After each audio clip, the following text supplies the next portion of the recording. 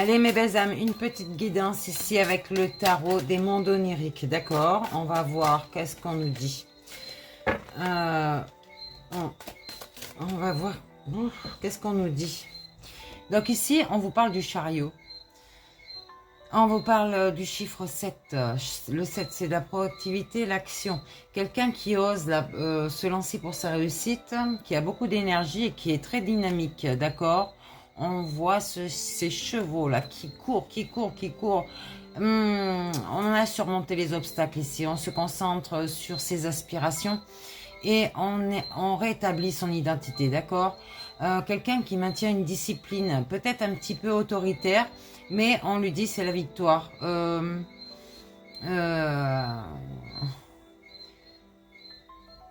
Ouais, on a gagné en fait. On a vu sa confiance, on a confiance en soi, d'accord? Ici, je parle d'une reine d'épée. Quelqu'un d'intelligente, de loyale, qui a une grande expérience. On dit que son reflet brille ici. Elle a une très grande force intérieure. Et elle arrive à déceler les mensonges. Quelqu'un qui est plein d'esprit ici. La reine d'épée. Ici, je parle d'un roi de coupe. Quelqu'un de sage, de compréhensif, de passion. Ah ouais, j'arrive plus à parler. Qui suit le courant de la vie, qui protège son entourage, qui veille, oui, sur ses proches, qui a beaucoup de compassion avec lui-même et avec les autres, du coup, qui fait attention, qui est sage et tolérant, quelqu'un de conscient et d'équilibré. Alors, qu'est-ce qui se passe entre cette reine d'épée et ce roi de coupe ici? On a dit que il y avait le chariot, hein. On dit que...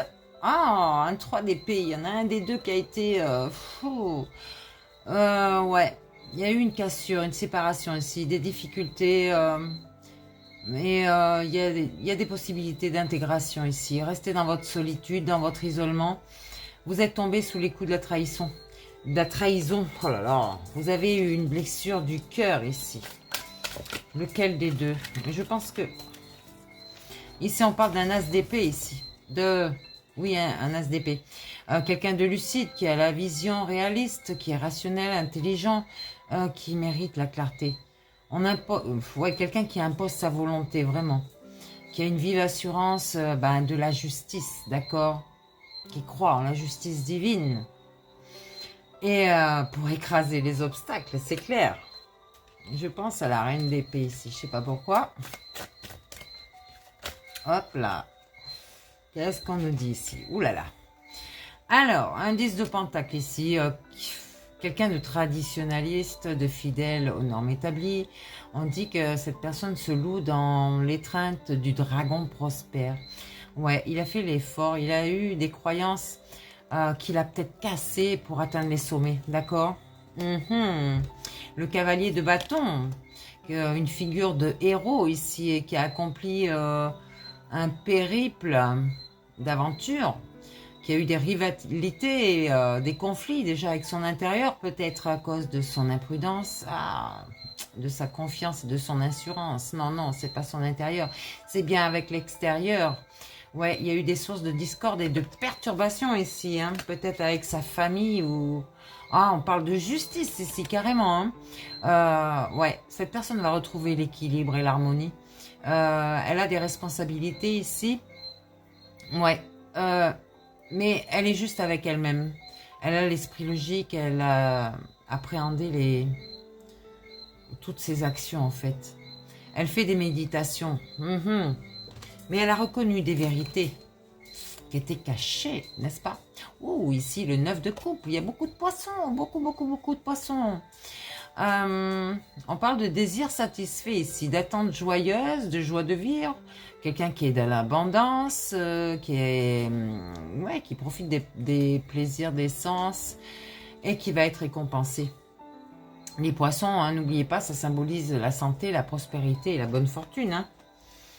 Donc on parle d'un 2 de bâton, quelqu'un qui veut tenir le pouvoir les rênes du pouvoir. Quelqu'un qui est audacieux, qui est dans la certitude. Quelqu'un qui ose innover, sans crainte, qui a une fermeté juste pour remettre les personnes à leur place. Quelqu'un qui prend enfin sa place. Ouais, oui, ici c'est l'emblème du pouvoir. Hein. Ah ouais, l'emblème du pouvoir personnel ici. Vous avez vu? Oh, je parle du soleil. Ouais, cette personne a transcendé l'au-delà, vraiment. Une étoile brillante. Elle a été éclairée, d'accord, par la divinité. Elle a eu des compréhensions. Là, elle occupe le devant de la scène. On parle peut-être de la reine d'épée, quelqu'un qui est en confiance avec elle-même, qui a l'assurance, qui a cette clarté de vision. C'est peut-être oui, c'est une visionnaire carrément. Oh, on parle de l'étoile ici, hein, quelqu'un qui a de l'espoir, qui est naturel, authentique, dynamique, qui a cette victoire ici. Peut-être quelqu'un d'impatiente, mais qui a une foi en l'avenir. Ouais, elle aime partager, elle est généreuse, elle reprend courage là, elle est persévérante et on lui dit ne te sens pas seule, d'accord? Ah ouais, l'étoile, non, non, ne te sens pas seule. On parle de l'équilibre, des responsabilités, de la sévérité encore. Hein. On prend sa place ici, on tranche. Oh, un 9 de pentacle ici. Peut-être une situation qui est équilibrée entre ouais, le matériel et le spirituel. Quelqu'un qui croit en ses propres forces ici. Hein. Compréhension, appréciation des richesses qu'elle possède déjà. Elle est indépendante, elle savoure les fruits de ses labeurs. Hein. Elle est dans l'abondance, hein, cette personne. On parle d'un 10 de coupe, ma foi. Accomplissement de la sérénité, de la paix, du succès, du bonheur, de la félicité, des émotions. Ici, on lui dit qu'elle a un soutien familial, mais c'est pas forcément sa famille de terrestre. Ça peut être une famille de cœur, une famille d'âme. Ouais, ici, il va y avoir un cadeau de la vie, hein. La joie. La joie. Qu'est-ce qu'on nous dit ici encore? Allez. Ah, celle-là est retournée. Un roi de pentacle. Un roi de pentacle qui est dans le succès sur ses projets ici. Quelqu'un de fiable, qui a un appui solide, fort, qui est stable, modèle de la réussite, vraiment. On lui dit, ouais, non, il a accueilli vraiment les fruits qui... Ah ouais, les fruits de son courage, ses labeurs, quoi. Ouais. Mais on dit accueillez le fruit qu'il vous offre. Partagez. Ouais, il partage les richesses du monde ici. Le roi de Pentacle. Il partage ses richesses, tout simplement. Ok. Allez. Ici, je vois un 2 de Pentacle, par contre. Quelqu'un de flexible, d'équilibré au quotidien. Quelqu'un qui a les capacités à jongler. Il veut tout maintenir là en mouvement pour affronter les défis avec entrain. C'est pas un magicien, j'allais dire un jongleur.